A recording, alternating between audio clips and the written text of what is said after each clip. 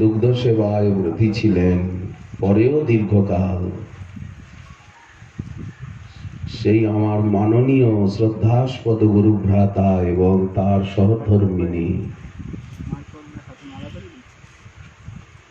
ভগিনী, সর্বপ্রথম আমি তাদের চরণ বন্দনা করি।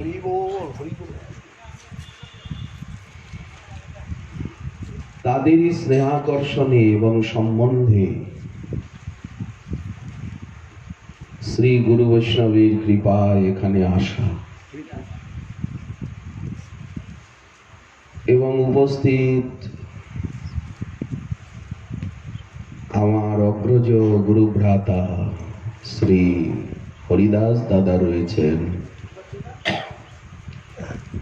যিনি তিনকড়ি গোস্বামী প্রভুপাদের মন্ত্র শিষ্য এবং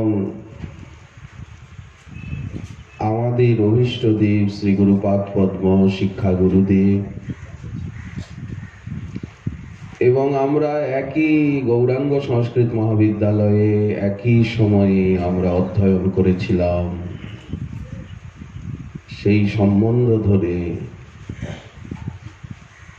আমাদের বিদ্যাগুরু পাদ পদ্ম শ্রী রাধাকুণ্ড নিবাসী শ্রীমান অধুনা নিত্যলীলায় প্রবিষ্ট শ্রী নন্দলাল দাস বাবাজি মহারাজ, বিষ্ণুচরণ দাস পঞ্চতীর্থ মহোদয়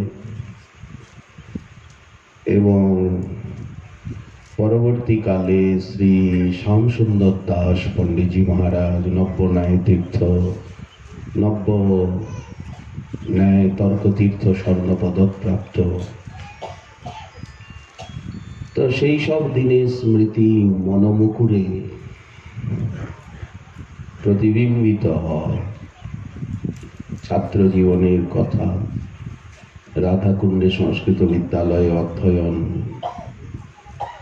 ইত্যাদি প্রসঙ্গ, এবং এখানে উপস্থিত শ্রী গুরু মহারাজ কর্তৃক স্থাপিত শ্রীকৃষ্ণ চৈতন্য সেবা সদন ট্রাস্টের বরিষ্ঠ সদস্য প্রবর কলকাতা ঠাকুরিয়া নিবাসী অপু শ্যাম মহোদয় এবং গুরু মহারাজের স্নিগ্ধ চেতা চরণাশ্রিত পরম মাননীয় গুরু ভ্রাতা, যিনি হরিকথাও বলেন, সমান্তরালে গুরু মহারাজের গ্রন্থাবলীর ইংরেজিতে ট্রান্সলেটও করেন। কয়েকটি ভাষাই উনি অধিকার প্রাপ্ত। বিরাটি নিবাসী সঞ্জীব কুমার রয়, উনি ইংরেজি ভাষায়, বাংলা তো মাতৃভাষা বটে, ইংরেজি ভাষায়ও উনি সুদক্ষ এবং স্নিগ্ধ চেতা, হরিকথা পরিবেশনেও সুবক্তা। এবং এখানে আমাদের অনেকই গুরু ভ্রাতা রয়েছেন, সকলের নাম জানা নেই, সকলের চরণ বন্দনা করি। দাদা রয়েছেন শ্রী গদাধর পরিবারের, উনি রয়েছেন অদ্বৈত পরিবারের, রয়েছেন অনেকেই রয়েছেন, ক্ষমা করবেন, ধৃষ্টতা মার্জনা করবেন, সকলের নাম তো আমার জানা নেই, মনে নেই। উপস্থিত মাতৃবৃন্দ এবং ভগিনীবৃন্দের চরণ বন্দনা করি। সালটা এই মুহূর্তে ঠিক বলা যাচ্ছে না। মহাপ্রভুর ৫০০ বর্ষ হয়েছিল ইংরেজির কত সাল? ৮৬। ১৯৭৫-৭৬ সমকালে কি ৭৫-৭৬ শ্রী গুরু মহারাজ তিনি এই নদিয়া জেলার উপজেলা, নদিয়া জেলায় দুটি তো উপজেলা, দুটি মহকুমা, কৃষ্ণনগর উপজেলা আর রানাঘাট উপজেলা। যাকে মহকুমা বলা হয় তাকে উপজেলা বলা হয়। তো গুরু মহারাজ জি তিনি সর্বপ্রথম এই 75, 76, 77 এই মুহূর্তে ঠিক সালটা কি হবে, এই 75, 76, 77 শ্রীল গুরু মহারাজ তিনি রানাঘাটে পদার্পণ করেন। শুদ্ধ ভক্তের চরণ স্পর্শ না হলে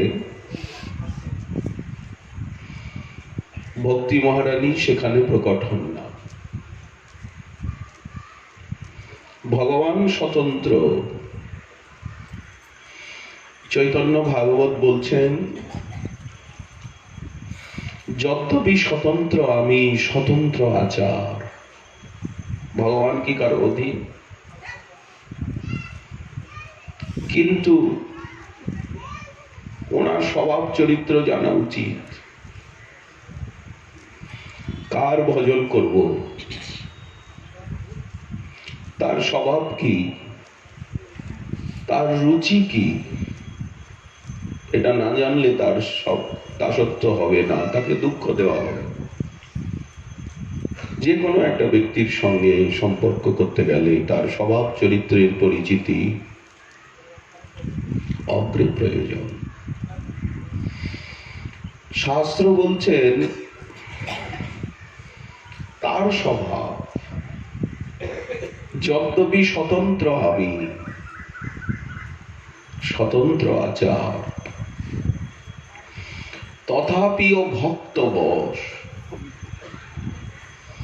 ভগবত তত্ত্ব, কৃষ্ণ তত্ত্ব ভক্ত বশ। স্বভাব আমার। দেখুন, আজ ভক্ত নেই বলে কত কত মন্দিরে প্রাচীন বিগ্রহ দাঁড়িয়ে আছেন, নিরাবরণ, নিরাভূষণ, নাই সেবা, নাই সেবক, নাই সামগ্রী। ঠাকুর আছেন ললিত ললাম ত্রিভঙ্গ ভঙ্গিম, সুন্দর সুঠাম, কোন সেবা পুজো নেই। রানাঘাটে তো অনেক প্রাচীন মন্দির রয়েছে। আজই সকালে যাওয়া হয়েছিল ব্রজবালা স্কুলের কাছে, রামগোপাল লেন বলে, বহু সুপ্রাচীন ঠাকুর, রাধা বৃন্দাবন চন্দ্র,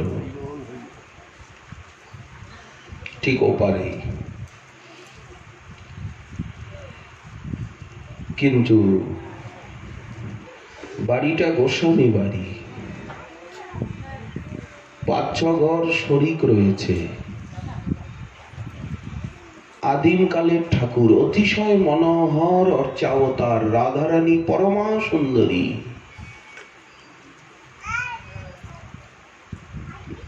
ধনাঢ্য, কিন্তু সেবা সেবক না। শিশুকাল থেকেই সেই বিগ্রহ দেখছি। যারা ছিলেন, এক কাকিমা ছিলেন, তিনি আজ ইহ জগতে নেই, কিন্তু ঠাকুর দাঁড়িয়ে রয়েছেন। ওই ভাড়া করা পূজারী, তিনি আবার 7-8 মন্দিরে পূজা করেন, ব্রাহ্মণ। এই এসে 5 মিনিট 10 মিনিট একটু ফুল জল ছিটিয়ে চলে গেল, অথচ কথা বলা ঠাকুর। তাহলে ভক্ত নাই তো কিছু নাই। কোন সময়ে কোন গোস্বামী পরিবারের কোন ভক্ত মহাপুরুষ এসে এইখানে ঠাকুরকে প্রতিষ্ঠিত করেছিলেন, তিনি চলে গেছেন। অধুনা পাশ্চাত্য শিক্ষায় শিক্ষিত দেশ, ভোগবাদীর বিষবাষ্প। বিগ্রহ শিলা পাথর, তার সঙ্গে কোনো সম্পর্ক নেই। ওই কোনো মতে মায়না করা পূজারি এসে ফুল ছিটিয়ে চলে গেল। তাহলে ভক্তই সবকিছু। ভক্ত বশ স্বভাব আমার, কিন্তু ওই সেবা যদি কোনো ভক্তের হাতে পড়ে তাহলে তিনি ঠাকুরকে হাসিয়ে কাঁদিয়ে ছাড়বেন। বিগ্রহ কথা বলবে, আর গলগ্রহ নিগ্রহ হবে না। ভক্ত না থাকলে তো গলগ্রহ নিগ্রহ, ঠাকুর একটা উৎপাত। ঠাকুরের পেছনে বাতাসা খরচা হচ্ছে না, ছোট এতটুকু গ্লাসে জল খরচা হচ্ছে না, পেছনটা খরচা নেই, উৎপাতটা গেলেই ভালো।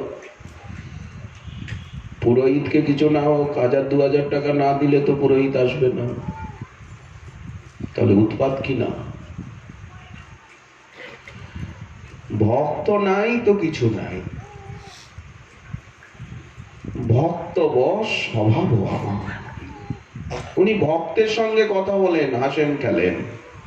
ভক্ত না থাকলে উনি নীরব, প্রসুপ্ত, সর্বক্ষেত্রে, সর্ব ব্যাপারে। অতএব মায়ামোহ ছাড়ি বুদ্ধিমান, নিত্য সত্য কৃষ্ণ ভক্তি করুণ সন্ধ্যা। খুঁজতে হবে কোথায় ভক্ত রয়েছে। ভক্তের হৃদয়ে রয়েছে ভক্তি। মধুর চাষ হচ্ছে বটে, আজকাল আর্টিফিশিয়াল মধু চাষ হয় না, মৌমাছি প্রকল্প। একটা ন্যাচারাল মধুও রয়েছে, চাক হয় গাছে, মন্দিরে, দেওয়ালে। ওটা আরো বেশি গুণকর, স্বাভাবিকভাবে হচ্ছে। তো যারা মধু সংগ্রহ করেন, সুন্দরবনের মধু, মৌচাকের, ওটা যেমন স্বাভাবিক, তেমনি এই সংসার জঙ্গলে কোথায় মৌচাক রয়েছে? প্রাচীন প্রাচীন মন্দিরে, রাজবাড়িতে দেখবেন প্রাচীন আলয়ে, বড় দেওয়ালেও বড় বড় মৌচাক হয়ে থাকে, এত বড় বড়। তো এই সংসার জঙ্গলে কোথায় মৌচাক? ওই মধু প্রয়োজন, ওইটাই বিশুদ্ধ মধু, ঔষধে ব্যবহার হবে, ওটাই পঞ্চামৃতে প্রয়োগ হবে ঠাকুরের অভিষেকে। এই মধুর মৌচাকটাকে ভক্ত। ভক্তি হচ্ছে মধু। এই জন্য কোথায় শুদ্ধ ভক্ত আছেন? কার হৃদয়ে শুদ্ধ ভক্তি বিরাজ করছে? শুদ্ধ ভক্ত চেনবার উপায় কি? কৃষ্ণ নামে, গৌর নামে যার চোখে জল, গৌর বলি অঙ্গ যেন হয় পুলকিত। সর্বদা ভগবত সেবায়, হরিগুরু বৈষ্ণবের সেবায় তৎপর। উনি সেবা ছাড়া কিছু বোঝেন না। এবং হরি কথায়, সংকীর্তনে যার অপূর্ব আনন্দ আবেশ, খোল করতালের শব্দ হলো তো আনন্দে নৃত্য করছেন। মৃদঙ্গ বাদ্য শুনিতে মন সদা অবসর যাচে, গৌর বিহিত কীর্তন শুনি আনন্দে হৃদয় নাচে। সিদ্ধ জগন্নাথ দাস বাবা এত 147 বছর না কত আয়ু হয়েছে, একেবারে নব্জ হয়ে গেছেন। কিন্তু যেই খোলকর্তাল সংকীর্তনের ধ্বনি, সঙ্গে সঙ্গে বাবা সোজা হয়ে লাভ ঝাঁপ দিতে এত উপরে উঠে যাচ্ছেন, লাভ দিয়ে। এই যে সংকীর্তনাবিষ্ট চিত্ত,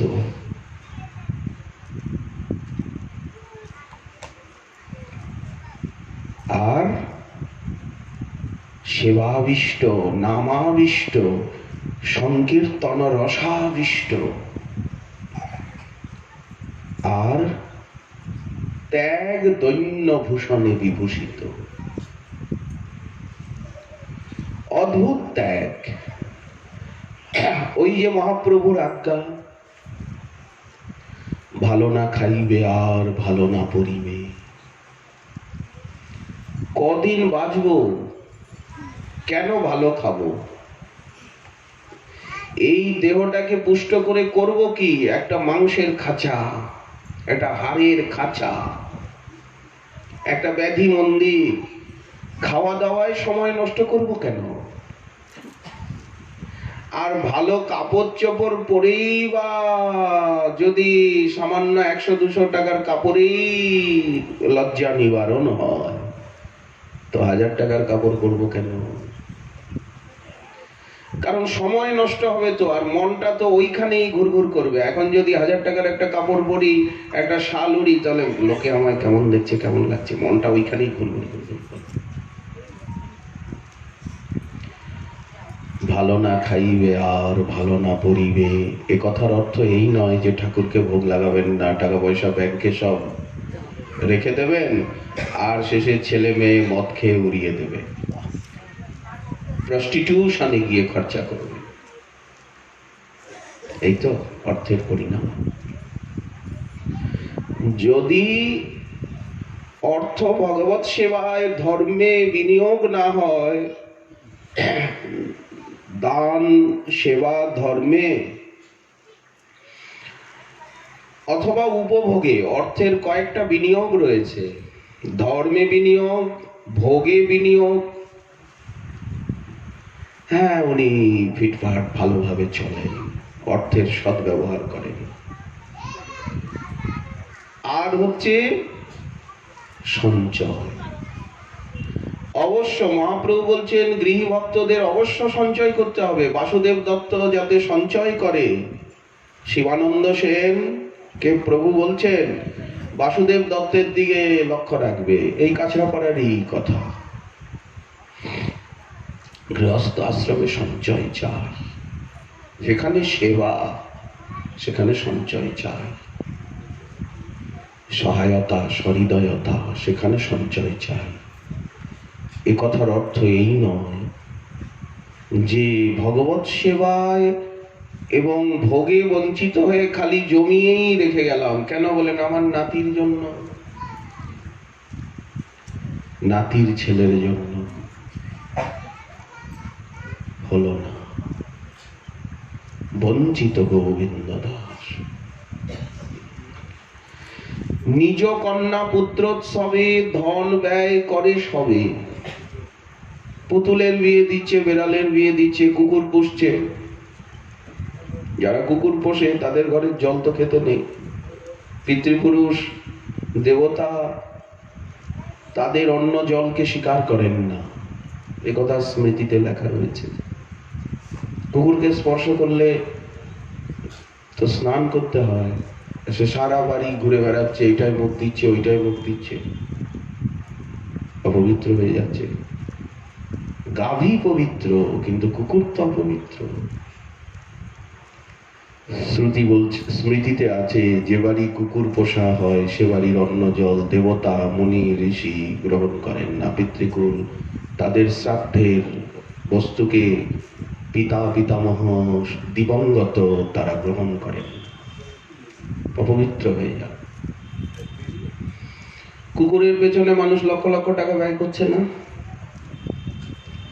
মেয়ের বিয়ে দিয়েছি, 5 স্টার হোটেলে বিয়ে দিয়েছি। আমার এক গুরু ভাইয়ের কথা, দিল্লির, শিবানন্দ তার নাম, শিবানন্দ।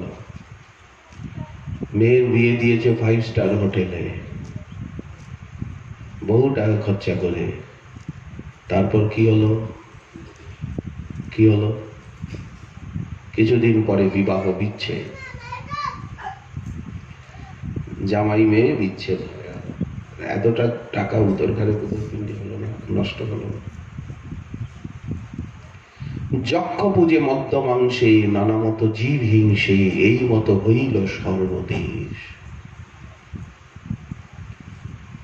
নিজ কন্যা পুত্রোৎসবে ধন ব্যয় করে সবে, নাহি অন্য শুভ কর্ম লেশে। চৈতন্য ভাগবতের প্রারম্ভিক বর্ণনায় দেখুন, ধর্মের গ্লানি, অধর্মের প্রাদুর্ভাব, ভগবানের নাম নাই মুখে কারো। অতি বড় সুকৃতি সে স্নানের সময় গোবিন্দ পুণ্ডরীকাক্ষ নাম উচ্চারণ। ওই 2-3 বার ভগবানের নাম বলে যখন গঙ্গায় স্নান করে, যখন হয়তো একটু আচমন করল, শ্রী বিষ্ণু তদ বিষ্ণু পরমম পদম সদা পশ্যন্তি সূরয় দিবীব চক্ষুরা ততম। সন্ধানিক ব্রহ্ম গায়ত্রী জপ করতে হবে, এতটুকু ভগবান।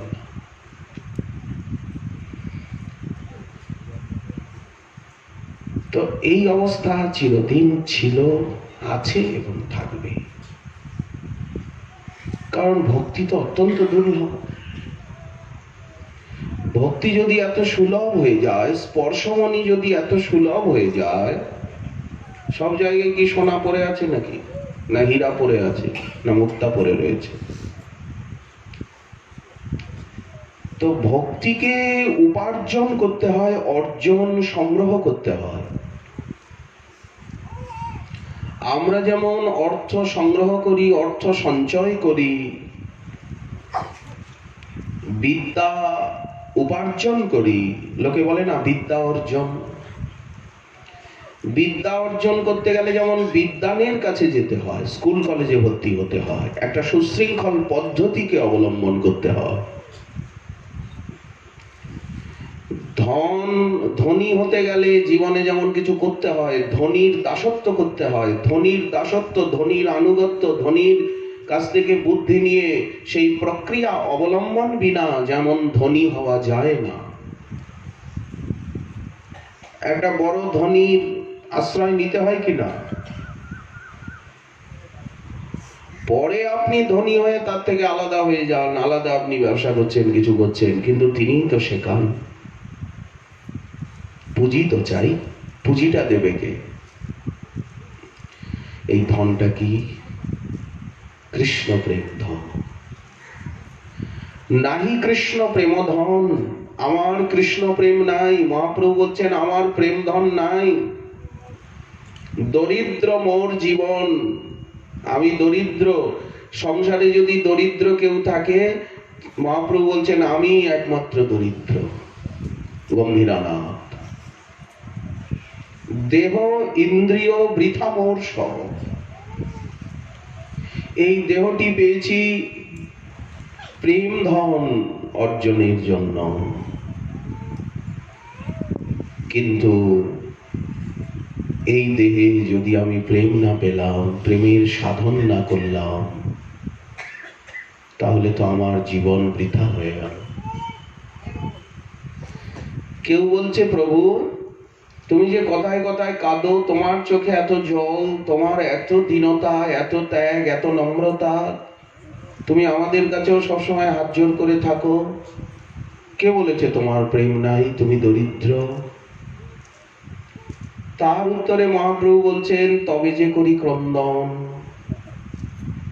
সসৌভাগ্য প্রখ্যাপন। আমি তোমাদিগকে দেখাই আমার প্রেম আছে, করি ইহা জানিহ নিশ্চয়, এটা তুমি নিশ্চয় জেনো। এই হচ্ছে জীবনের একমাত্র লক্ষ্য। কি করে ভক্তি প্রেম লাভ করা যায়? ওই একমাত্র প্রেমিক, শুদ্ধ ভক্তই আমাদিগকে প্রেমের সাধন, প্রেমের পথ, প্রেমার্জনের পদ্ধতি জানাতে পারেন, আর কেউ না। এ তো সর্বশাস্ত্রের সার সিদ্ধান্ত।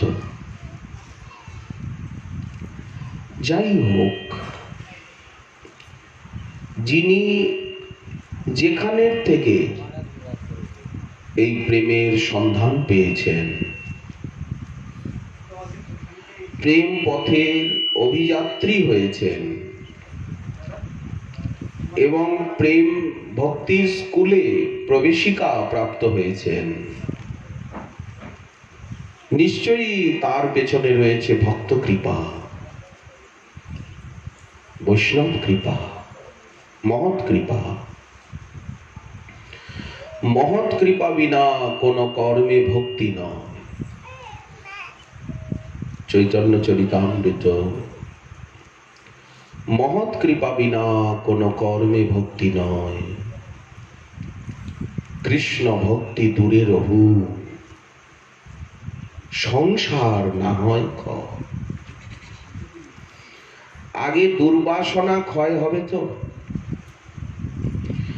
মহতের কৃপা হচ্ছে সূর্যের আলো, চাঁদের আলো। সূর্যের আলো যখন পড়বে তখনই তো অন্ধকার দূরে যাবে, তা না হলে তো যাবে না। কেন এই যে লাইটগুলো জ্বলছে, বলেন হবে না, অন্ধকার আছে, আরো আরো জ্বলুক। সেটা কখন বোঝা যাবে? রাত্রে, দিনে যখন সূর্য উঠবে। সমগ্র অন্ধকার রাত্রে যায়, আপনি 1000 বাতি জ্বালান, আরো জ্বালান। তো ভক্তি মহারানী হচ্ছেন সূর্য। ভক্তি মহারানী আছেন কোথায়? ভক্তি ছাড়া অন্য কোন সাধনায়, জ্ঞান কর্ম যোগ আদি কিছুতে হৃদয়ের অন্ধকার দূরে যাবে না। এই অবিদ্যা মহানিশা, এই যে দেহ সুখ, আত্মসুখ, ইন্দ্রিয় সুখ,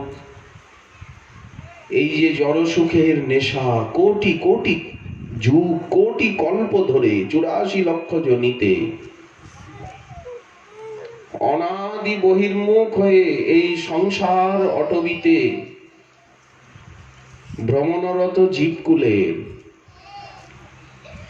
এই যে অন্ধকার, এটি কোনোদিন যাবে না হৃদয়ে,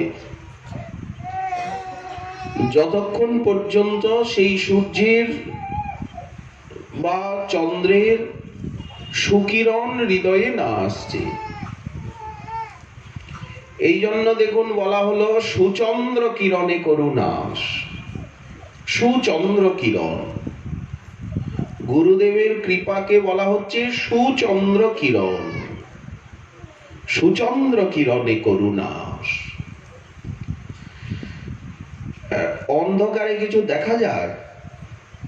কখন দেখা যায়? যখন আলোক সংযোগ হয়। আলোবাতি নিভে গেলে কিছু দেখা যাবে না। চক্ষু আছে, দ্রষ্টব্য আছে, দৃশ্য আছে, দেখবার ইচ্ছাও আছে, কিন্তু দেখা যাবে না যদি আলোক সংযোগ না হয়। ঠিক তেমনি যতক্ষণ পর্যন্ত ভক্তের করুণালোক, শ্রী গুরুদেবের করুণালোক নয়নে না আসছে, ততক্ষণ পর্যন্ত পরতত্ত্ব, সেই চিৎ জগতের কিছুই দেখা যাবে না, অনুভব হবে না। অন্ধকারই অন্ধকার। এই কথাই দেখুন গুরু বন্দনায় বলা হয়েছে, ইহলোচন ইহলোচন আনন্দ ধাম। শ্রী গুরু মূরতি অভিরাম, সে যে লোচন আনন্দ ধাম। অবিদ্যা তিমিরকে দূর করে দিচ্ছে।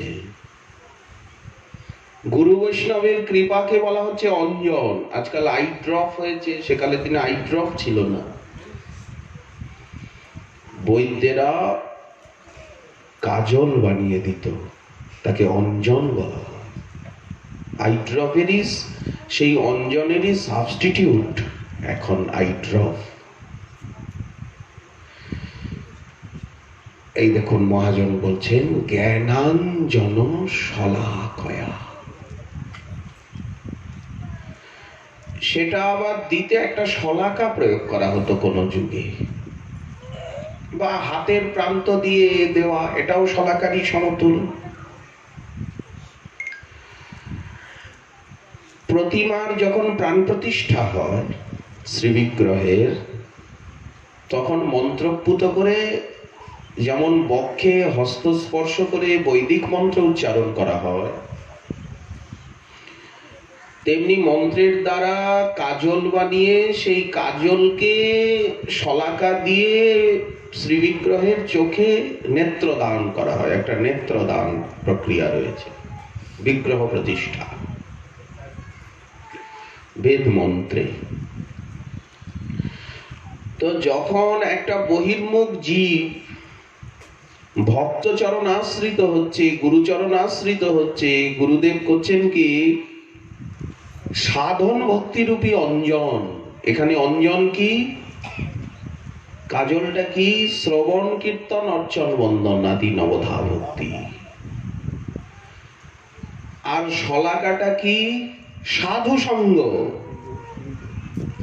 গুরুদেব কি করেন, ভক্তের হাতে সঁপে দেন। গুরুদেব হচ্ছেন আমাদের পিতা, জন্ম দিলেন, আর ভক্তগণ হচ্ছেন আমাদের মাতা। গুরুদেব ভক্ত চরণে, বৈষ্ণব চরণে সঁপে দেন, বললেন ভক্তদের কাছ থেকে সব শেখো, জানো, ভক্ত সঙ্গ করো। কি শিখবো, তত্র ভাগবতাম ধর্মান শিক্ষেদ গুরুবাত্মদৈবত অমায়য়া অনুবৃত্তা জৈস্তুষেদ আত্মা আত্মদো হরি। আগে তত্ত্ব শিক্ষা, সদাচার শিক্ষা, সাধন শিক্ষা, সেবা শিক্ষা, সংযম শিক্ষা। শেখার তো শেষ নেই। সাধনার শিক্ষা, এগুলো কারা দেন, ভক্তগণ, বৈষ্ণবগণ। এই জন্য গুরুদেব দেন নাম মন্ত্র, প্রভুর সঙ্গে সম্পর্ক করে দেন, আর ভক্ত আমাদেরকে হাতে ধরে শেখান। আচ্ছা, বাবা যদি বলে আমি জন্ম দিয়েছি, এই মা কে রে, মা তোর কে, জন্ম দিয়েছি আমি। সন্তান কি বলবে, মা ছাড়া হবে? গুরুদেব দীক্ষা দিলেন, কিন্তু যদি ভক্ত বৈষ্ণবের সঙ্গ না করি, কিছু শিখবো জীবনে, নিজেই সিদ্ধ হয়ে যাব না, নিজে নিজেকে সিদ্ধ বলে মনে করব না যদি ভক্ত সঙ্গ বৈষ্ণব সঙ্গ না করি। গুরু কি গুরু ভক্তি দিতে পারেন? গুরুদেব বলতে পারেন, বাবা কি বলতে পারেন, এই আমাকে প্রণাম করলি না কেন সকালবেলা উঠে, এই অফিসে যাচ্ছিস আমাকে প্রণাম করলি না কেন? এই কথা বাবা বলতে পারে? মা বলেন, যা বাবাকে প্রণাম কর, দাদাকে প্রণাম কর, এই বাচ্চা প্রণাম কর, আশীর্বাদ নে। তাহলে গুরুদেব গুরু ভক্তি দিতে পারেন না, গুরু ভক্তি দেয় ভক্ত বৈষ্ণব। ভক্ত বৈষ্ণব বলেন, অন্ধ চোখ ঘুচিল যার করুণা অঞ্জনে, অজ্ঞান তিমির নাশ কইল যেই জনে।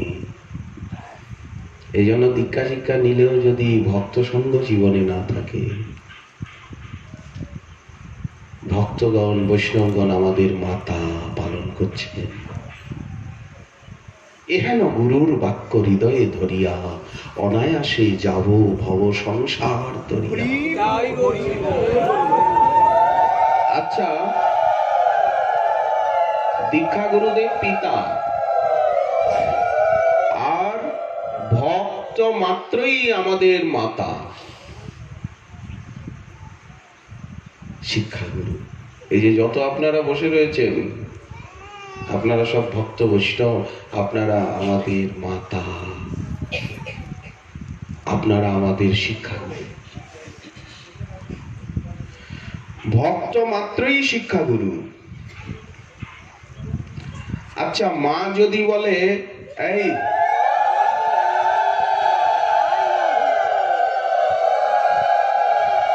মা যদি বলেন, যেমন শচী ঠাকুরানী বললেন, জগন্নাথ মিশ্র বললেন, নিমাইকে পড়তে দেব না, পড়াশোনা করেই তো বিশ্বরূপ, অদ্বৈতের কাছে পড়াশোনা করে বিশ্বরূপ পড়াশোনায় অত্যন্ত ভালো। সে বুঝলো সংসার অসার, সন্ন্যাস নিয়ে চলে গেল, আর একবার কোনোদিন সমাচারও দিল না কোন দেশে আছে, কিভাবে আছে। জগন্নাথ মিশ্র বলছেন না, শচী ঠাকুরানী বলছেন আমার নিমাইকে পড়তে দেব না আমি, মূর্খ হইয়া ঘরে মোর থাকুক নিমাই। পড়াশোনা করলেই নিমাই বুঝতে পারবে যে সংসারটা অসার, এটা একটা চলচ্চিত্র, এটা একটা ধাপ্পাবাজি, এটা একটা দূরদর্শন, সংসারটা একটা বেতার যন্ত্র। বুঝে নেবে সংসারটা একটা জঙ্গল, তখন উড়ে পালাবে। খাঁচায় বদ্ধ পাখি, দরজাটা খুঁজে পাখি উড়ে পালিয়ে যাবে। নিমাইও আমার সন্ন্যাসী হবে, নিমাইকে পড়তে দেব না। এই বলে জগন্নাথ মিশ্রকে বললেন তুমি ওর পড়াশোনা বন্ধ করে দাও। জগন্নাথ মিশ্র অনেক বোঝালেন, চক্রবর্তী দুহিতা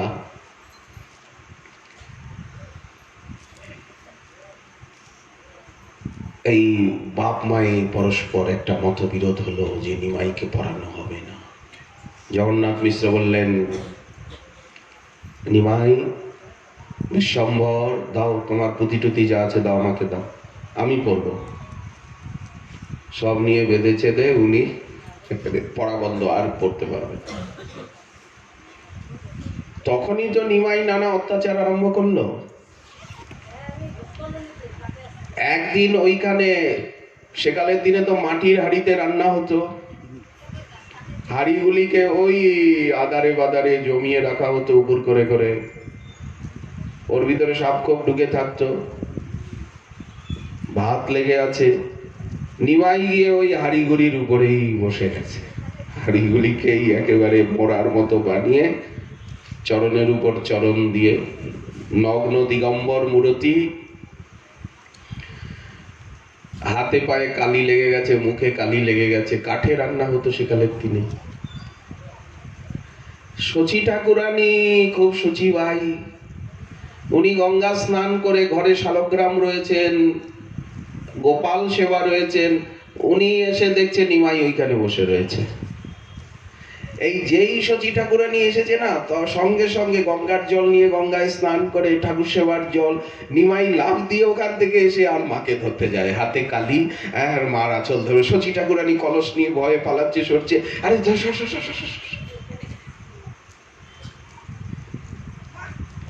আবার গিয়ে ওখানে বসে গেছেন। শচী ডাকছে আয়, ওখানে যেতে নেই, ওই জায়গাটা অপবিত্র, আয় তোকে স্নান করাবো। এই আমি স্নান করে এলাম, আবার আমাকে স্নান করতে হবে। ওকে স্নান করালে এই কিছুতে উনি আসবেন না, কিছুতে নিমাই আসবে না। মা বারবার ডাকছেন আয় আয়, এই ওকে ধরে নিয়ে আসো না। মালিনী বললেন আমিও তো স্নান করেছি, আবার তো ওকে ধরলে আমাকে স্নান করতে হবে। ওইখানের থেকে নিমাই বলছে, যখন মা বলছে এটা অসুচি, তখন নিমাই বলছে কোনটা সূচি কোনটা অসুচি কি করে জানবো, আমি তো মূর্খ ব্রাহ্মণ বালক, আমাকে তো পড়তে দাও না। পড়াশোনা না করলে বুঝবো কি করে বুঝবো কোনটা কর্তব্য কোনটা অকর্তব্য, কোনটা ভালো কোনটা মন্দ? পড়তে তো দেওয়া আমায়।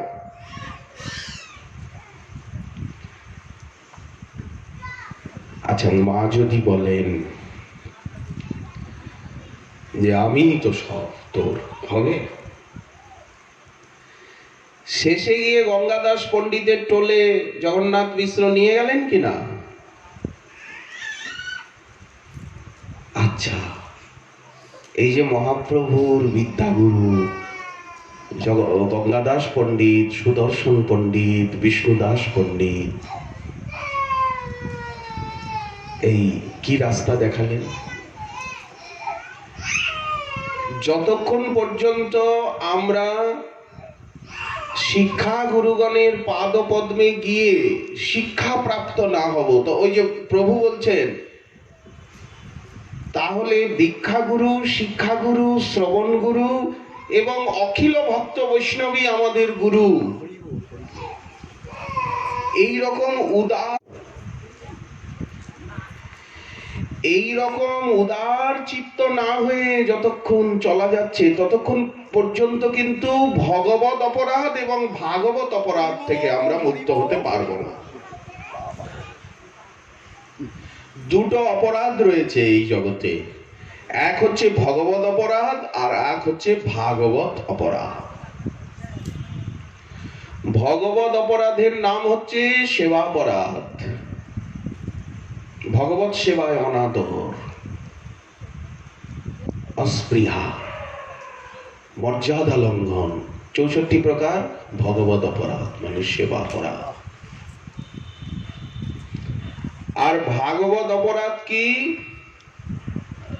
শ্রুতি শাস্ত্রকে আদর না করা, ভক্তি গ্রন্থকে আদর না করা। ভাগবত মানে ভক্ত ভাগবত এবং গ্রন্থ ভাগবত। গ্রন্থ ভাগবতকে যদি আদর না করি, শাস্ত্র গ্রন্থের যদি অনুশীলন শ্রবণ কীর্তন ব্যাখ্যান শৃঙ্গার সেবা না করি, যেমন ঠাকুরের শৃঙ্গার সেবা হয়, গ্রন্থেরও তো শৃঙ্গার সেবা হয়। একটা গ্রন্থকে সুন্দর করে অনুবাদ করে সাজিয়ে প্রকাশ করা হচ্ছে গ্রন্থের শৃঙ্গার সেবা। এই যে উনি গ্রন্থের শৃঙ্গার সেবা করছেন এবং ঠাকুরের শৃঙ্গার সেবা, গ্রন্থেরও তো শৃঙ্গার আছে। সরল করে বিষয়বস্তুর উপস্থাপনা। আচ্ছা, ভাগবত বলতে ভক্ত, ভক্তের চরণে অপরাধটা কি? আচ্ছা, ভগবত অপরাধ আরো একটা আছে সেবাপরাধ ছাড়া, সেটা কি? কৃষ্ণ ভক্ত আর নারায়ণ ভক্তদের ভিতরে লড়াই, গুতগুতি। কৃষ্ণ বড়, নারায়ণ ছোট। রাধারানীর ভক্ত আর লক্ষ্মীর ভক্ত এর ভিতরে গুতাগুতি হচ্ছে। আপনি নৃসিংহ ভক্ত, আপনি ছোটখাটো। আপনি রাম ভক্ত, আমি কৃষ্ণ ভক্ত। কৃষ্ণ ভক্তের ভিতরে আবার বলছে যে তুমি দ্বারকার কৃষ্ণ, পার্থ সারথী কৃষ্ণের উপাসক, আমি ব্রজের কৃষ্ণের উপাসক, আমি তোমার থেকে বড়। আবার তুমি দাস্য ভাবে, আমি সখ্য ভাবে আছি, উনি বাৎসল্য ভাবে আছে, বালগোপালের সেবা করে। আমরা মধুর রসের ভক্ত, রাধা কৃষ্ণ প্রাণ মোর যুগল কিশোর, জীবনে মরণে গতি আর নাহি মোর। আমরা বালগোপালের উপাসক নই, আমরা মদন গোপালের, কিশোর গোপালের, মদন মোহনের আরাধক। ওই যে রাধারানী পাশে আছে। ভক্তদের ভিতরেও একটা ভেদ আছে কিনা, দলাদলি আছে। এখন যদি একজন রাম ভক্ত আসে আমরা আদর করব না, কি একজন নৃসিংহ ভক্ত আসে আদর করবো না, বলবো এখান দিয়ে একটা সিন্দুরের টান রয়েছে, বাপরে বাপ, সারতেই হবে বুঝি, এত ওটা সীতা দেবীর স্বরূপ। এরকম একটা ভেদভাব আছে না? আবার গৌর ভক্তদের ভিতরে গৌরানুগত্যে যারা রাধা কৃষ্ণ বলছে, সোজাসুজি রাধা কৃষ্ণ বলে, সোজাসুজি রাধে রাধে বলে, এমনও তো বহু রয়েছেন আমাদের ওই দেশে। তারা গৌরীয় সম্প্রদায়ের নয়, মহাপ্রভুর আনুগত্যে নয়, সোজাসুজি কৃষ্ণ বলছে, সোজাসুজি রাধে রাধে বলছে, সোজা রাধারানীর উপাসনা করছে, কৃষ্ণের উপাসনা করছে।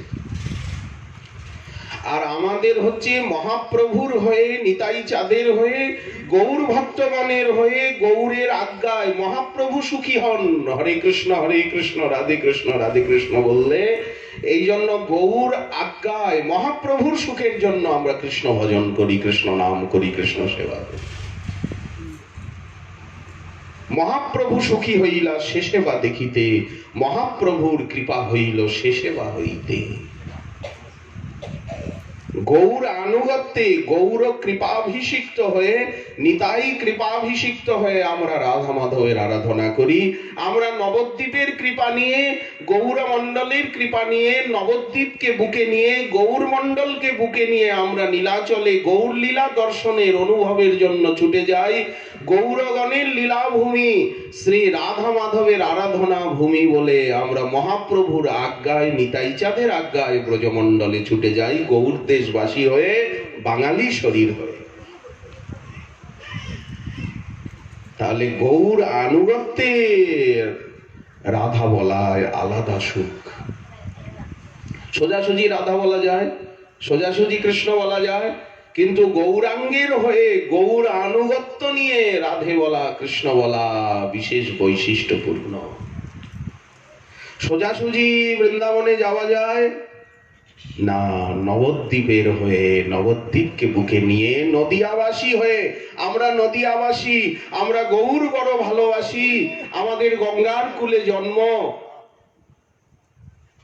আমরা গৌর মণ্ডলবাসী, আমরা গৌরাঙ্গের, আমরা নদিয়াবাসী, গৌর বড় ভালোবাসি, গৌর দাস্যে অভিলাষী। মহাপ্রভুও বলবেন যে নদিয়াবাসী এসেছে, আমার জন্মভূমির অধিবাসী হয়ে এসেছেন, আমার গৌরিয়া। মহাপ্রভু বলতেন আমার গৌরিয়া, মানে গৌর দেশবাসী। বাঙালিকে মহাপ্রভু গৌর দেশকে নিজ দেশ বলে স্বীকার করেছেন, আর সমগ্র বাঙালি জাতিকে মহাপ্রভু নিজের বলে অঙ্গীকার করে দিয়েছেন। আচ্ছা, গৌর ভক্তের ভিতরেও যদি আমরা ভেদ দেখি, উনি গদাধর পরিবার, উনি অদ্বৈত পরিবার। তুমি অদ্বৈত সরো, আমরা নিত্যানন্দ চলো। যদি গ্রুপ করি, তুমি নরোত্তম। যদি গ্রুপ করি, তোমার গুরু আলাদা, আমার গুরু আলাদা, এই তুমি আমার গুরু ভাই নয়, এদিকে আসবা না, চলো তুমি আমার গুরু ভাই নাও। এই অপরাধটা কি?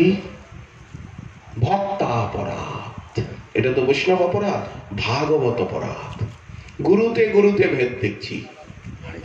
আমার গুরু বড়, তোমার গুরু একটু ছোটখাটো। যেমন নন্দদুলাল ছোট, শ্যামসুন্দর মেজ, আর বল্লভজি চাতরে উনি বড়। আমার গুরু একটু বড়, যেহেতু উনি রাধাকুণ্ডে থাকে, বৃন্দাবনে থাকে, মাথা নেড়া আছে। আর আমার গুরু একটু মেজ, তোমার গুরু ছোট। এই গুরু নিয়ে দলাদলি করি না, ইষ্ট নিয়ে দলাদলি করি না। পরিবার, আরে সব পরিবারই তো এক, একই তো নাম, একই তো মন্ত্র, একই তো ইষ্ট, একই তো আরাধনা, সবই তো এক। তবে এমন হয় যে কারো কাছে হয়তো উপাসনাটা এতটুকু আছে, মুকুলিত, গোলাপটা এখনো ফোটেনি, এতটুকু গোলাপ। কারো কাছে প্রস্ফুটিত, এই পূর্ণ প্রস্ফুটিত, একেবারে কমলটা পুরো ফুটে গেছে, গোলাপটা পুরো ফুটে গেছে। হয়তো সেখানে মন্ত্রাদি উপাসনাদি সংক্ষিপ্ত। তো যিনি যতটুকু পেয়েছেন তিনি তো ততটুকুই দেবেন তার চরণাশ্রয়ে। একজন প্রাইমারি স্কুলের টিচারের কাছে তো আর আপনি ইউনিভার্সিটির টাস্ক শিক্ষা পেতে পারেন না, কলেজের পেতে পারেন না। সেখানে আপনাকে কিছু পেতে গেলে আপনাকে হাই স্কুলে যেতে হবে, টিচারের কাছে, কলেজে, ইউনিভার্সিটিতে ভাইস চ্যান্সেলরের কাছে যেতে হবে, আরো রিসার্চ ডিপার্টমেন্টস রয়েছে। তো এই জন্য তো শাস্ত্র এক গুরুর কথা ব্যবস্থা রাখেননি। বটমদ্দেশ গুরু, শ্রবণ গুরু, দীক্ষা গুরু, শিক্ষা গুরু, ভাগবতে 24 গুরুর কথা রয়েছে। শিক্ষা তো একটা বালকের কাছ থেকেও নেওয়া যায়। শিক্ষা গুরুকে জানি কৃষ্ণের স্বরূপ, অন্তর্যামী ভক্ত শ্রেষ্ঠ, এই দুই রূপ। তো আমরা যে ভেদের সৃষ্টি করি, এই ভেদটা অজ্ঞানতা, এরই নাম অপরাধ। ভগবত অপরাধ এবং ভাগবত অপরাধ। এই অপরাধের থেকে মুক্ত হয়ে আকাশের তলে দাঁড়িয়ে, যদি ঘরের ভিতরে থাকি তখন তো এই ছাদ দিয়ে আর তো আকাশ দেখা যাচ্ছে না। যখন আমরা একটা বিশাল প্রান্তরে, যখন আকাশের তলায় এসে দাঁড়াবো, তখন দেখব যে আমাদের উপরে আসলে একটাই ছাদ, সেটা হচ্ছে এই অনন্ত মহাকাশ। আমরা সকলে গৌরাঙ্গের, গৌরাঙ্গ আমার, গৌরাঙ্গ আমাদের, আমরা সকলে নিতাই চাঁদের, নিতাই চাঁদ আমাদের, আমরা সকলে রাধা মাধবের। রাধারানী আমাদের প্রাণেশ্বরী, শ্রীমন মহাপ্রভু আমাদের প্রাণেশ্বর। রাধারানী আমাদের প্রাণেশ্বরী, আর শ্রীমন মহাপ্রভু আমাদের প্রাণেশ্বর। ধনমোর নিত্যানন্দ পতিমোর গৌরচন্দ্র, প্রাণমোর যুগল কিশোর। জীবনে মরণে গতি আর নাহি। মহাপ্রভুকে প্রাণপতি বলা হলো না? রাধা মাধবকে প্রাণ বলা হলো না?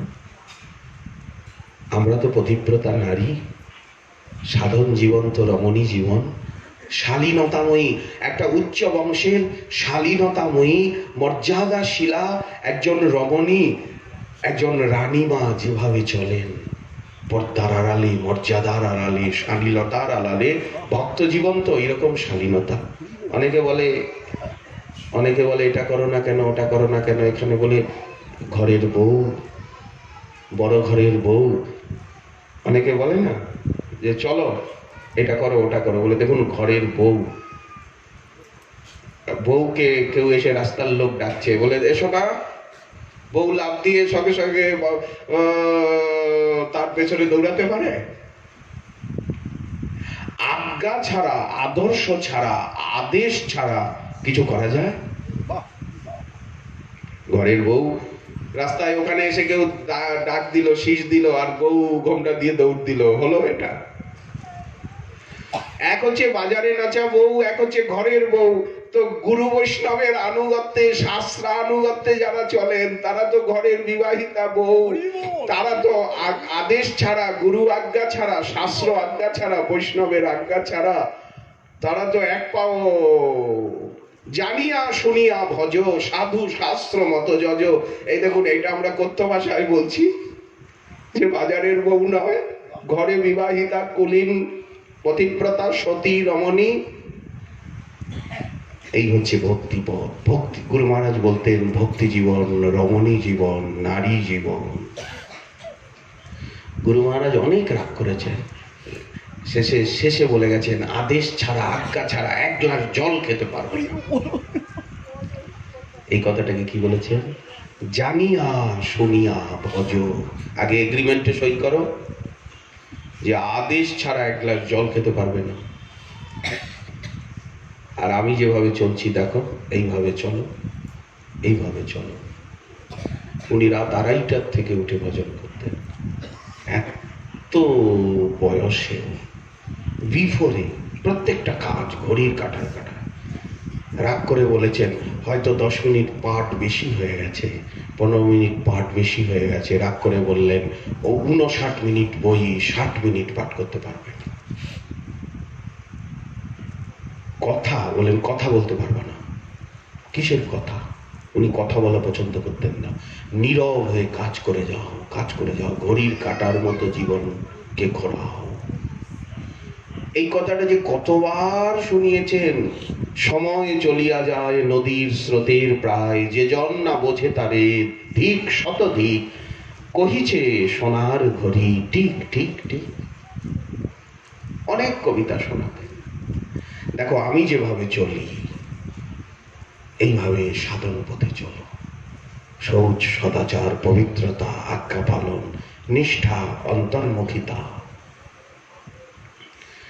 গুরু মহারাজের কথা কি বলবো? তাহলে তার শাস্ত্রের কথা বলা হয় না, গ্রন্থের কথা বলা হয় না। ওনার কথা বলাটা উনি পছন্দও করতেন। এই 1975-76 উনি, তার আগেই নদিয়া জেলায় পদার্পণ করেছিলেন। সর্বপ্রথম শিমুর আলীর গোপাল ধর মহোদয়, আমাদের কাকা গুরুদেব, উনি নদিয়া জেলায় নিয়ে আসেন। তারপরে রানাঘাটের অজিত কুমার ঘোষ মহোদয়, মাননীয় নদিয়া জেলা ব্রিকফিল্ড অ্যাসোসিয়েশনের সেক্রেটারি শ্রী সুভাষচন্দ্র ঘোষ মহোদয়, তিনি গুরু মহারাজকে নিয়ে আসেন। ওনার পদার্পণে এই নদিয়া জেলায় একটা ব্রজানুগত্যে, রূপ সনাতনের আনুগত্যে, ভাবাদর্শে, রূপ রঘুনাথ পদে হইবে আকুতি, কবে হাম বুঝব সে যুগল পীড়িতি। অনেক অনেক আচার্য মহাপুরুষ অনেকেই নদিয়া জেলায় অবতীর্ণ হয়েছেন। এ তো মহাপ্রভুর জেলা। সমগ্র বাংলাই গৌরমণ্ডল, অখণ্ড বাংলা। আজকার বাংলা তো খণ্ডিত বাংলা। অখণ্ড বাংলাই গৌরমণ্ডল, কিন্তু নদিয়া জেলাটা তো মহাপ্রভুর একান্ত নিজ ঘর। এখানে অনেক অনেক মহাপুরুষ, অনেক অনেক আচার্য, জগৎগুরুর আবির্ভাব। কিন্তু গুরুদেব যদি ব্রজবাসী হন, গুরুদেব যদি বৃন্দাবনবাসী হন, গুরুদেব যদি রাধাকুণ্ড তটবাসী হন, বৃন্দাবনবাসী হন, তো সোজাসুজি রাধাকুণ্ডের সঙ্গে আর বৃন্দাবনের সঙ্গে আপনার একটা সোজাসুজি, রাধারানীর চরণের সঙ্গে একটা সোজাসুজি সম্পর্ক হয়ে যায়। গুরুদেব যদি নবদ্বীপবাসী হন, তাহলে সোজাসুজি নবদ্বীপের সঙ্গে আপনার একটা সোজাসুজি সম্পর্ক হয়ে যায়। নবদ্বীপের প্রতি একটা মমতা হয়ে যায়, না আমার গুরুদেব আছেন, নবদ্বীপ আমার গুরুস্থান। তেমনি গুরুদেব যদি বৃন্দাবনবাসী হন, বৃন্দাবনের হন, তাহলে বৃন্দাবনের কথা সব সময় মনে পড়ে এবং বৃন্দাবনের প্রতি একটা মমত্ব হয়। বারবার আপনি বৃন্দাবনে ছুটে যাবেন, বারবার নবদ্বীপে ছুটে যাবেন। গুরুদেব গুরুস্থান যদি নীলাচলে হয়, তখন নীলাচলের প্রতি স্বাভাবিক একটা মমতা হয় না, আপনি বারবার নীলাচলে ছুটে যাবেন না গুরুদেবের কাছে। এই একটা সুযোগ। শ্রী গুরু মহারাজ আসাতে, তা না হলে বৃন্দাবন রাধাকুণ্ড কিছুই জানতাম না। ভক্তি ভক্ত, যিনি যে ফ্লাইটে উঠেছেন, যিনি যে ট্রেনে উঠেছেন, শিয়ালদা স্টেশনে তো অনেকই ট্রেন ছাড়ছে, যিনি যে ট্রেনে আসছেন তিনি সেই ট্রেনেরই প্রশংসা করবে, সেই বাসেরই প্রশংসা করবে। যে নদী দিয়ে আপনি নৌকা চালিয়ে সমুদ্রের দিকে যাচ্ছেন, আপনি তো সেই নদীটাকেই জানেন, অপর নদীকে তো আপনি জানেন না। অনেক ফ্লাইটই তো ছাড়ছে শিয়ালদা স্টেশনে, হাওড়া স্টেশনের থেকে অনেক ট্রেনই, তো আপনি যে ট্রেনের অধিযাত্রী, সেই ট্রেনের মহিমা আপনি জানেন। সামগ্রিকভাবে জানা তো সম্ভব নয়, যেহেতু জীব শক্তি ক্ষুদ্র, আমাদের শক্তি বুদ্ধি তো সব ক্ষুদ্র। আমার বাবা মাকে আমি জানি, তা বলে সব বাবা মাকে আমি জানি? আমার স্কুলের শিক্ষককে আমি জানি, তাই বলে সব স্কুলের শিক্ষকের মহিমা কি আমি জানি? তবে আমার মাও যেমন সব মাই তেমন, আমার পিতা যেমন সব পিতাই তেমন, আমার শিক্ষক যেমন সব শিক্ষকই তেমন।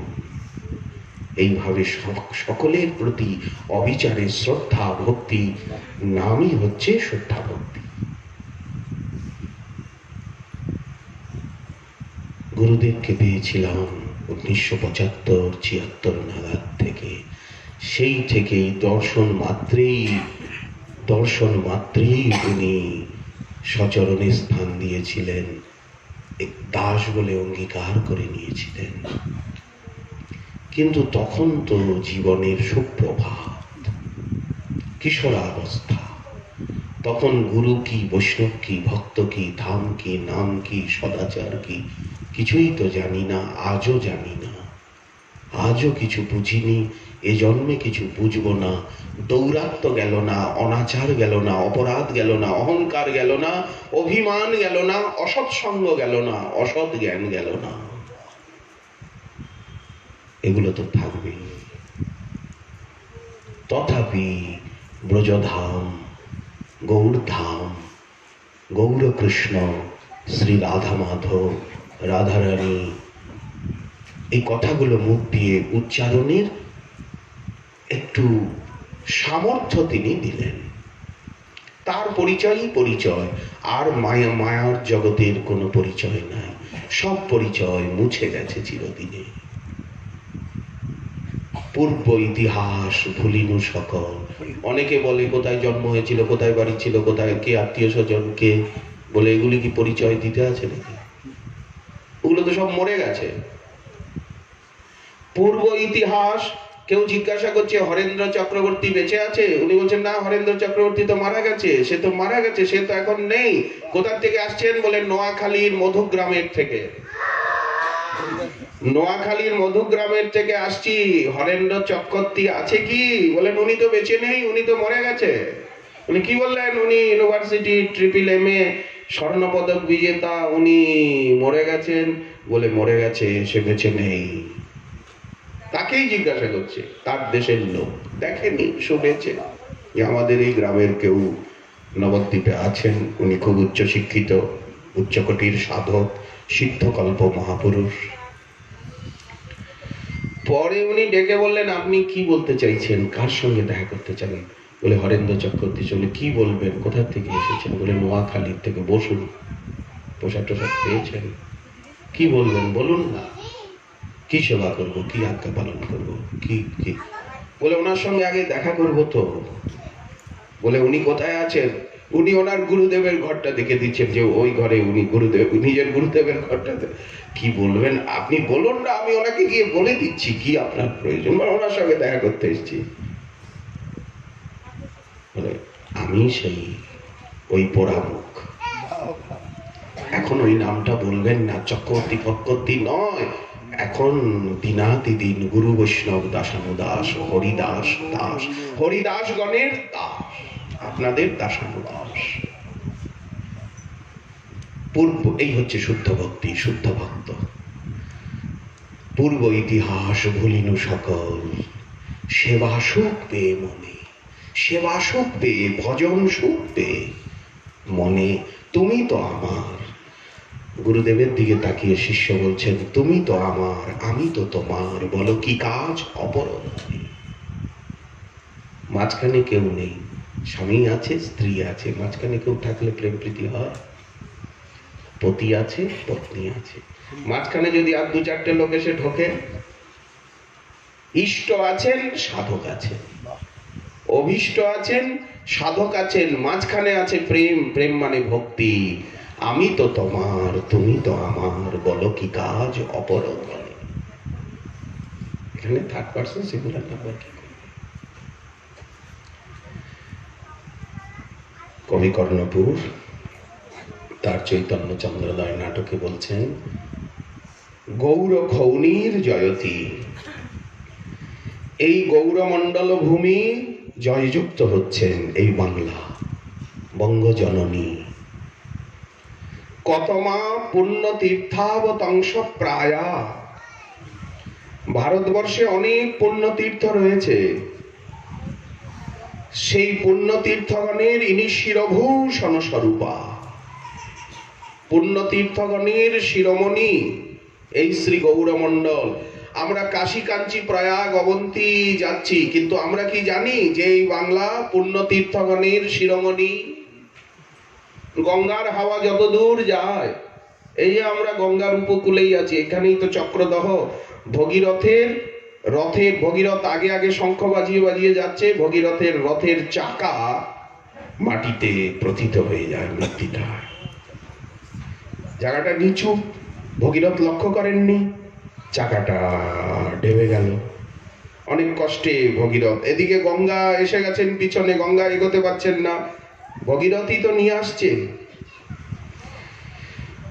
গঙ্গা ওখানে গভীর হয়ে গেলেন, ওই রথের চাকাটাকে তুললো, এমনি ওই জায়গাটা দহ মানে হ্রদ, আরো গঙ্গার জল এসে পিছনে ঘুরছে, গঙ্গা এগোতে পারছেন না, একটা বিশাল দহ হ্রদের সৃষ্টি হয়ে গেল চাকার আঘাতে। এমনি জায়গাটা নিচু, ভগীরথের রথচক্রের আঘাতে দহের সৃষ্টি, এই জন্য নাম হয়ে গেল চক্রদহ।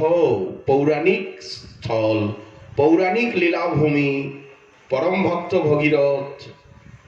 এই চক্র কথাটা অপভ্রংশ হয়ে আগে গিয়ে এলো চাকা দহ, চাকা দহ। এবার আটাও অমিট ডিলিট হয়ে গেল, তখন চাক দহ। আবার আমরা চাক দহ না বলে, বলতে একটু কষ্ট হয় না এরকম, চাক দহ, চাক দহ না বলে ওটাকে আমরা ডিলিট করে দিলাম, একটা হশব্দ লাগিয়ে দিলাম, চাক দহ। চাক দহ না বলে এখন দহের হও চলে গেল চাকদা।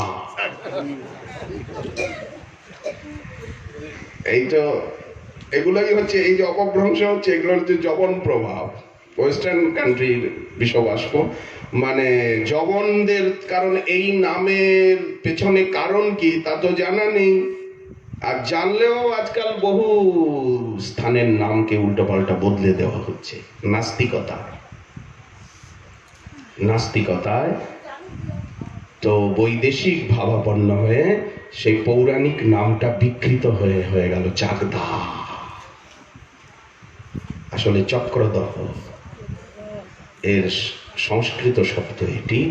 যাই হোক, সেই গৌরমণ্ডল ভূমি জয়যুক্ত হচ্ছেন। আচ্ছা, আপনারা কি জানেন, এই যে আপনারা হরিকথা শুনছেন, এর অনতি দূরে নিত্যানন্দ কন্যা যিনি গঙ্গার অবতার, ভগবতী গঙ্গা মাতা গোস্বামিনী, যার সঙ্গে মাধব চট্টোপাধ্যায়ের বিবাহ হয়েছিল, সেই গঙ্গা মাতা নিতাই চাঁদ বহুবার এসেছেন, বসুধা জাহ্নবী দেবী বহুবার এসেছেন। এক মেয়ে মাত্র নিতাই চাঁদের, তো মেয়ের বাড়িতে আসবেন না? সে কে? এই ওপারেই বলাগড়, জিরাট বলাগড়, নিত্যানন্দ প্রভুর কন্যার শ্রীপাঠ, মাধব চট্টোপাধ্যায়ের শ্রীপাঠ। ওপার দিয়ে রেল লাইন গেছে, জিরাট বলাগড়, ওপারটাই বলাগড়। গঙ্গামাতা গোস্বামিনীর শ্রীপাঠ। গঙ্গামাতা বংশের গোস্বামী যারা, তারাও নিত্যানন্দ বংশের গোস্বামী পাদগণের মতো আমাদের কাছে পরম পূজ্য, পরম আরাধ্য এবং আমাদের সম্প্রদায়ের আচার্য জগৎগুরু স্বরূপ। তারা নিতাই চাঁদেরই প্রতিনিধি।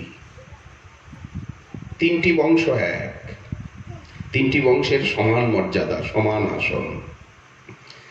এক হচ্ছে আমাদের সম্প্রদায়ের সর্বোচ্চ আরাধ্য আচার্য হচ্ছেন নিত্যানন্দ বংশের গোস্বামী, গঙ্গামাতা বংশের গোস্বামী, আর মা জাহ্নবা দেবীর পালিত পুত্র ঠাকুর রামাই, রামচন্দ্র গোস্বামী, বাগনাপাড়া শ্রীপাঠ। মা জাহ্নবা বলেছিলেন ভক্তদেরকে এক করে, যাও দেখো, এই বীরচন্দ্র বীরভদ্র যেমন, আমার রামাইও তেমন। রামাইকে কোনো অংশে ছোট দেখবে না।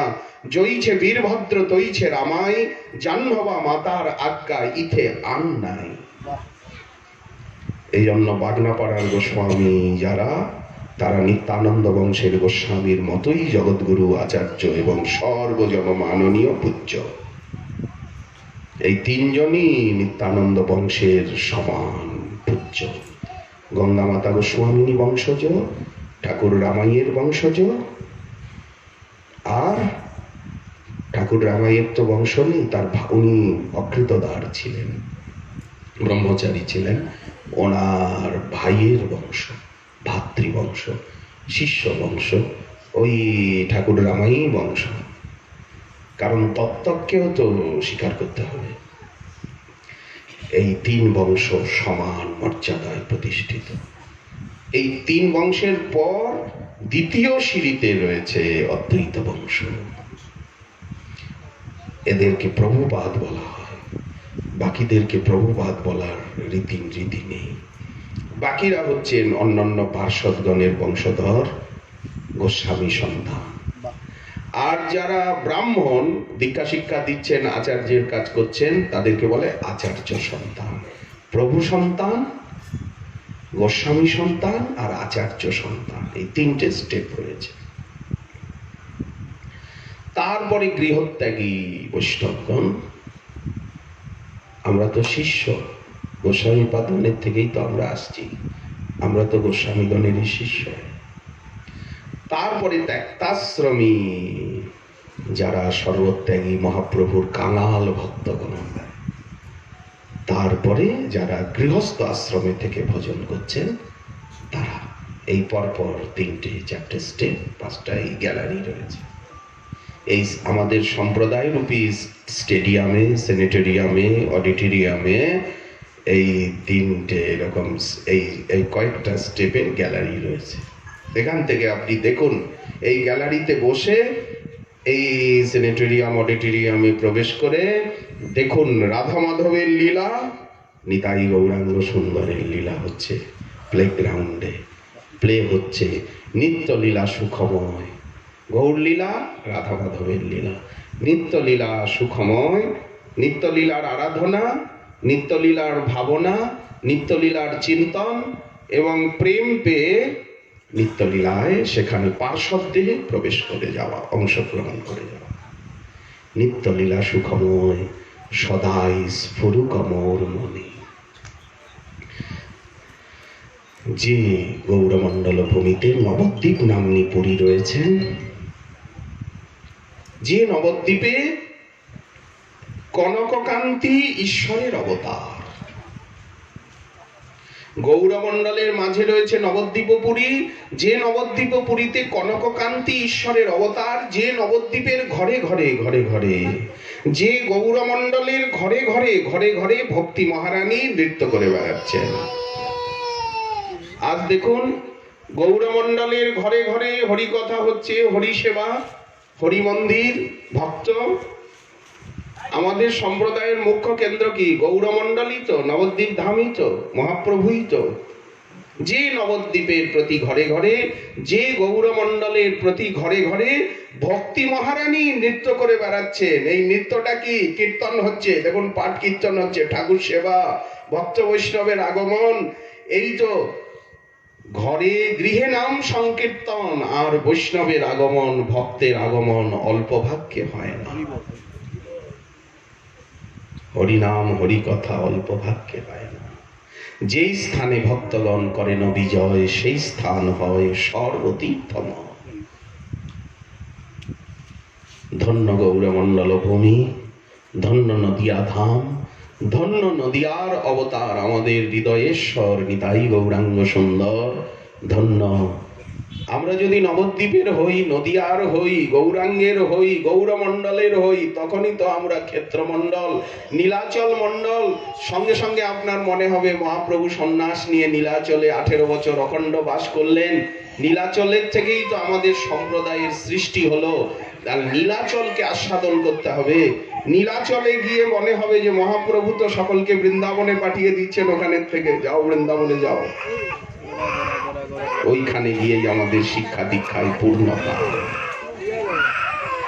রাধারানীর চরণ প্রাপ্তি, শ্রীমন মহাপ্রভুর কৃপা হলে আগামীকাল আবার আপনাদের চরণ দর্শনের প্রার্থী হব। আজকের ভাগবতী কথা এইখানেই দেওয়া হল বিশ্রাম।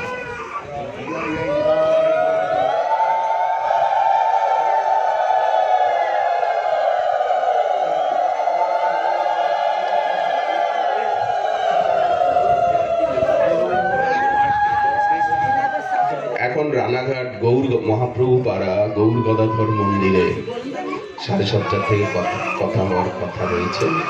রানাঘাট মহাপ্রভু পাড়া গৌর গদাধর মন্দির। একদম